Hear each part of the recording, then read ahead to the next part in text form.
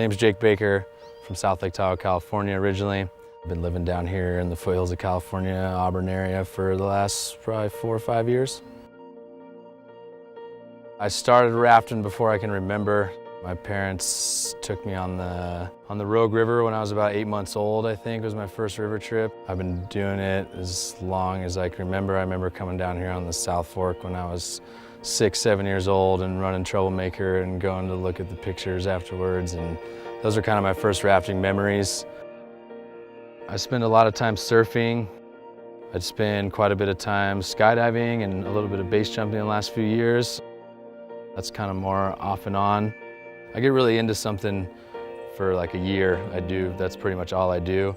And then I kind of switch to something else, and then maybe I'll come back and revisit that sport again. But I've just noticed throughout my life that no matter what else I do, all these other hobbies, I just keep getting drawn back to the river, and I can't really pinpoint it to one moment.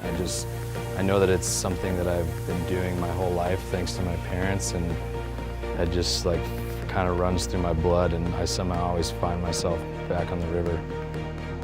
The thing I really love about rivers is that most places rivers take you are only accessible by rivers. So you see parts of the world that no one else gets to see unless they're into rafting or kayaking. So when I think about those reasons that I love the river, then I try and show that to people and tell them, you know, this is why I like the river. And it's cool when they see that and they can understand that. Not everybody gets it, and some people can't wait to get home and get on their cell phone, but when you actually see somebody, like, the light bulb goes on in their head when they're like, I get it, like, you're right, I never would have got to see this place if I didn't go rafting. I think that's pretty cool. One thing the river's definitely taught me in 28 years of being on it, working with it and sometimes against it, is that everyone's equal out there.